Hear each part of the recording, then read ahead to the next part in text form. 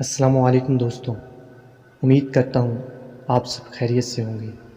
دوستوں، اسلامی دنیا میں بہت سے لوگ ایسے گزرے ہیں جن کا نام رہتی دنیا تک باقی رہے گا۔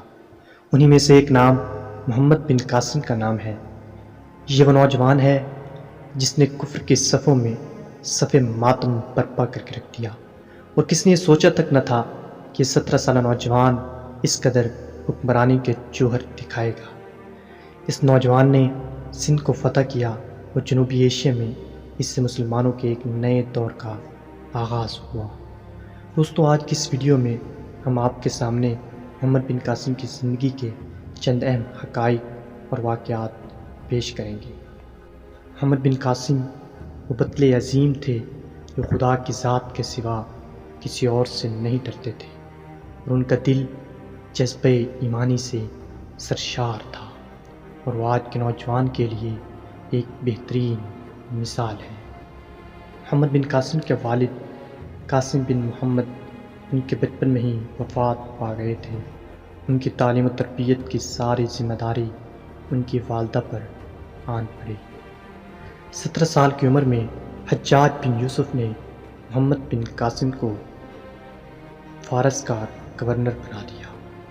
یہ ان دنوں کی بات ہے جب سراندیپ یعنی سری لنکا کے راجا نے ولید بن عبد الملک اور حجاج بن یوسف کے لیے قیمتی تحائف دے کر ایک بحری جہاز روانہ کیا تھا۔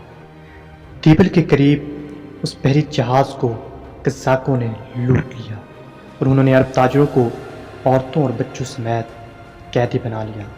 اس وقت حجاج بن یوسف عراق کے گورنر تھے۔ انہی قیدیوں میں سے قوم کی ایک بیٹی نے حجاج بن یوسف کو خط لکھا اور کہا، اے حجاج، اگر آج تم زندہ ہو تو اپنی قوم کی غیور اور بیواؤں کی مدد کو پہنچو۔ اس خط کے بعد حجاج بن یوسف کی غیرت جاگ چکی تھی۔ وہ ایک ظالم حکمران ہونے کے باوجود اس نے یہ تہیہ کر لیا کہ اس وقت تک چین کی نیند نہیں سوئے گا جب تک کہ وہ اپنی قوم کی اس بیٹی کی مدد کو نہیں پہنچ جاتا۔ یہ پیغام سن کر حجاج بن یوسف نے سندھ کے حکمران راجہ طاہر سے مسلمانوں کی رہائی اور بحری ڈاکو کو سزا دینے کا مطالبہ کیا، لیکن راجہ طاہر نے لاپرواہی کا مظاہرہ کیا اور کہا کہ قزاق اس کے قبضے سے باہر ہیں۔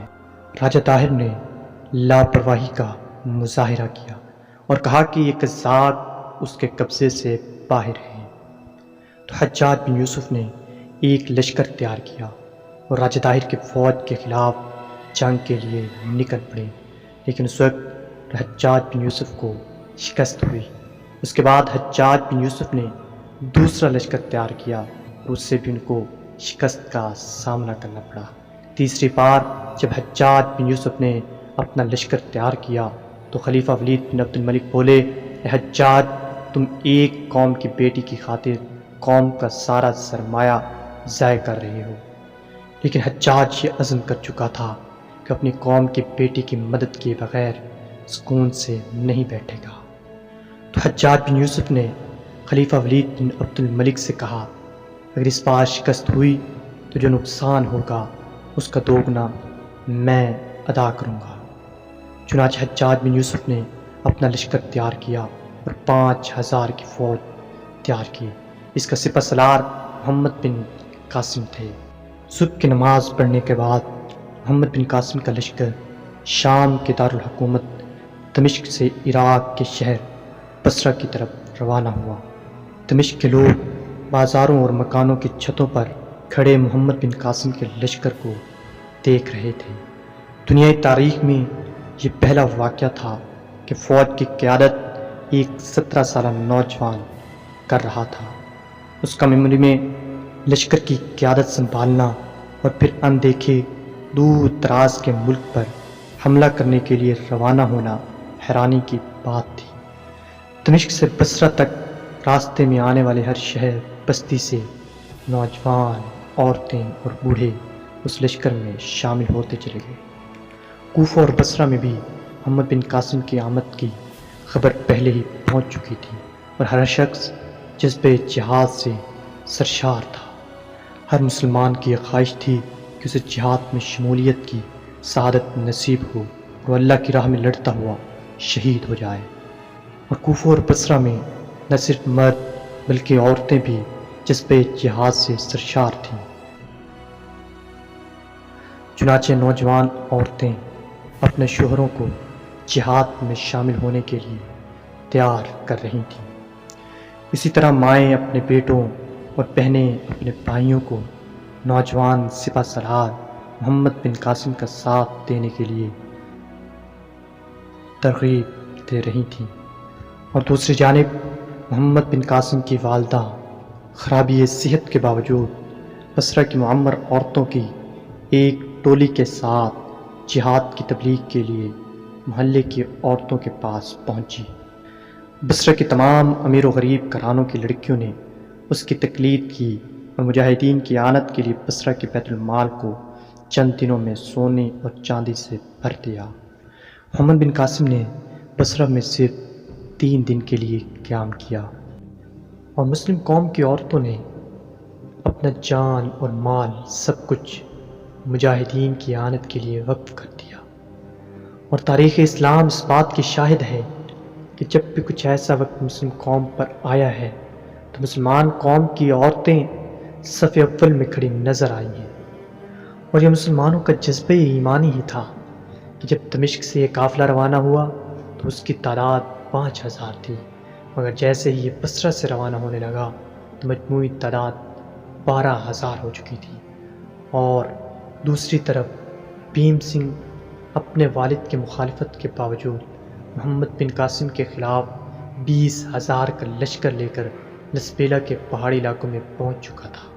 محمد بن قاسم بھی شیراز سے ہوتا ہوا مکران پہنچے، اور وہاں سے لسبیلا کے پہاڑی سلسلوں میں انہیں بہت سے مشکلات کا سامنا کرنا پڑا۔ جیسے ہی محمد بن قاسم کا لشکر لسبیلا کے پہاڑی سلسلوں میں داخل ہوا تو بھیم سنگھ کی فوج نے بکھلاہٹ کا شکار ہو کر حملہ آور ہونا شروع کر دیا، مگر اس سے محمد بن قاسم کی فوج کو ذرا برابر بھی اثر نہ ہوا، اور نہ ہی ان کے حوصلے پست ہوئے، بلکہ ان حملوں سے مسلم قوم کے حوصلے اور بلند ہو گئے، کیونکہ ان کی نظر خدا کی ذات پر تھی اور جذبہ شہادت سے سرشار تھے۔ اتنے میں رات کا وقت ہو جاتا ہے۔ محمد بن قاسم اپنی فوج کا 1/4 حصہ فوج کی حفاظت کے لیے وقف کر دیتے ہیں۔ بھیم سنگھ کی فوج کے پریشان کن حملوں کا گلا کما کرنے کا ارادہ کیا، اور ان حملہ آوروں کے ٹھکانے کے بارے میں معلومات حاصل کرنے کے لیے سراغ رساں متعین کیے۔ چنانچہ ایک شام کو سراغ رساں نے یہ خبر دی کہ شمال کی طرف 20 کوس کی مسافت پر دشمن کا ایک مضبوط قلعہ ہے جس میں بھیم سنگھ کی فوج نے پناہ لے رکھی ہے، جہاں سے وہ جماعت کی شکل میں آتے ہیں اور پہاڑی ٹیلوں کے عقب سے حملہ کر کے واپس اسی قلعہ میں چھپ جاتے ہیں۔ یہ خبر سنتے ہی محمد بن قاسم نے اپنے جہاں دیدہ اور تجربہ کار سالاروں کو مشورے کے لیے بلایا کہ مسلمان قوم ہمیشہ مشاورت سے اپنا کام کیا کرتی ہے، تو انہوں نے اپنی اپنی رائے کا اظہار کیا۔ ان میں سے بعض سالاروں نے یہ مشورہ دیا کہ اس پہاڑی علاقے کو جس میں ہمیں بھیم سنگھ کی فوج کے سخت مزاحمت کا سامنا ہے اسے چھوڑ کر متبادل راستہ جو قدر آسان اور ہموار ہے اختیار کیا جائے، اور ہم اس مضبوط قلعے سے جس میں بھیم سنگھ کی فوج ٹھہری ہوئی ہے اس سے جتنی دوری پر ہوں گے اتنے ہی محفوظ رہیں گے۔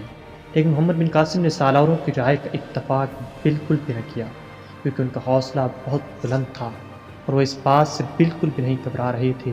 وہ چاہتے تھے کہ دشمن کی ہر سازش کو ناکام کر کے کچل کر میں آگے چلا جاؤں۔ انہوں نے کہا کہ جب تک یہ علاقہ دشمن کی فوج سے پاک نہیں ہو جاتا اس وقت تک خطرے کی تلوار ہمارے سروں پر منڈلاتی رہے گی۔ جو ہم آگے بڑھیں گے تو بھیم سنگھ کی فوج پیچھے سے حملہ کر دے گی اور آگے سے بھی دشمن یقیناً حملہ کرنے کی کوشش کرے گا۔ اسی طرح ہم دشمنوں کے درمیان میں پھنس کر رہ جائیں گے۔ یہ صورتحال ہمارے لیے انتہائی خطرناک ثابت ہوگی۔ چنانچہ محمد بن قاسم نے سپہ سالاروں کو مخاطب کر کے کہا کہ ہمارا پہلا مقصد اس قلعے کو فتح کرنا ہے۔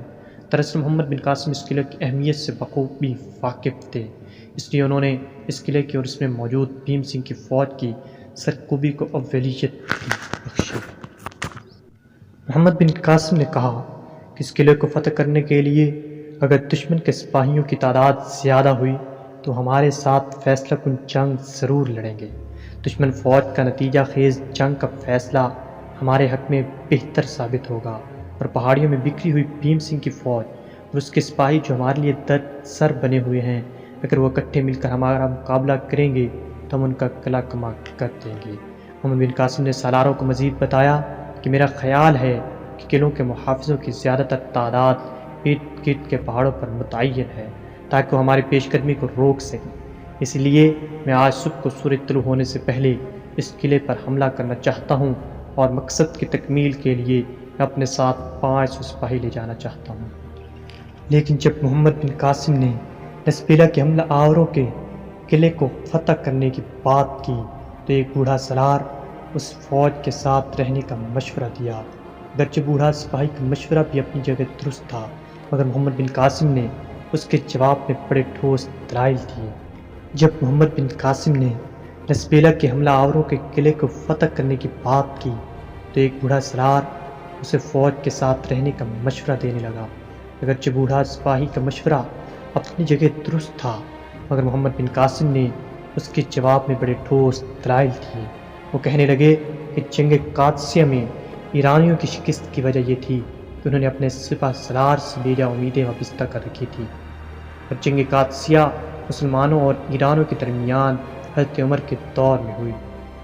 ان دنوں ایران سپر پاور کی حیثیت رکھتا تھا اور اس کے بعد کی طاقت کا چرچا ساری دنیا میں تھا۔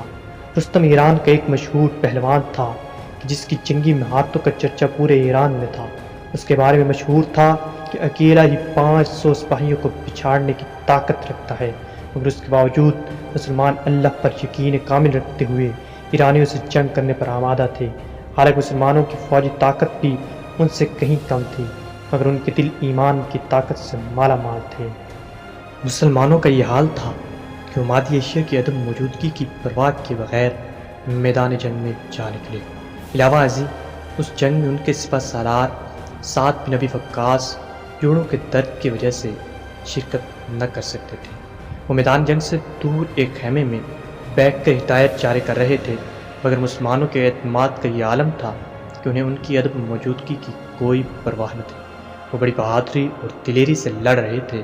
اس کے برعکس جب ایرانیوں کا سپہ سالار مارا گیا تو ان کے حوصلے پست ہو گئے اور وہ بہتر فوجی پوزیشن کے باوجود بھاگ کھڑے ہوئے۔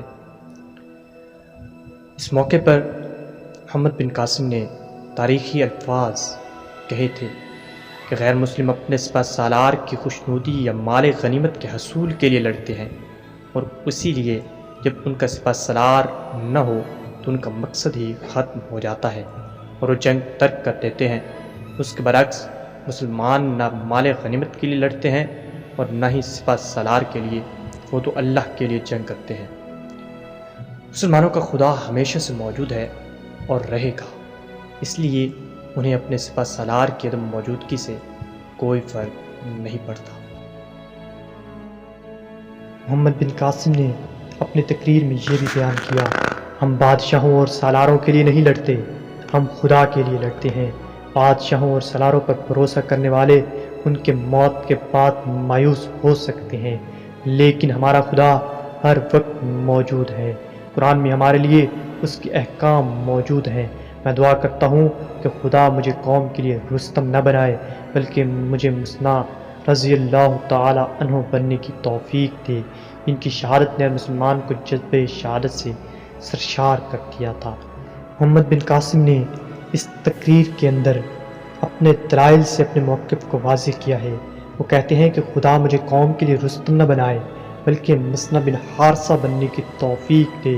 رستم ایرانی لشکر کا سپہ سالار تھا اور قادسیہ کی جنگ میں اس کی موت سے سپاہیوں کے حوصلے پست ہو گئے تھے۔ وہ دل برداشتہ ہو کر میدان جنگ سے بھاگ کھڑے ہوئے تھے، جبکہ مثنیٰ بن حارثہ ایک بہادر اور مسلم سپوت تھے جنہوں نے شام و عراق کے معرکوں میں سعد بن ابی وقاص کی معاونت کی۔ ان کی شہادت سے مسلمانوں کے حوصلے بلند ہوئے اور انہوں نے کامیابی حاصل کی۔ ان کی یادگار و قابل رشک شہادت نے ہر مسلمان کے رگ رگ میں جوش شہادت بھر دیا۔ اسی جذبہ ایمانی کے ساتھ محمد بن قاسم نے اپنی فوج کو ایمان اور یقین کے ساتھ آگے بڑھنے کا حکم دیا، یہاں تک محمد بن قاسم نے بھیم سنگھ کی فوج کے خلاف اور راستے میں آنے والی مشکلات کے خلاف ڈٹ کر مقابلہ کیا اور اپنی قوم کو اپنی تقریر کے ذریعے سے ان کے جذبات کو بلند کر دیا۔ آنے والی ویڈیو میں ہم آپ کے سامنے محمد بن قاسم کی زندگی کے چند اہم حقائق اور ان پہ لگائے جانے والے الزامات اور ان کے حقائق سامنے رکھیں گے۔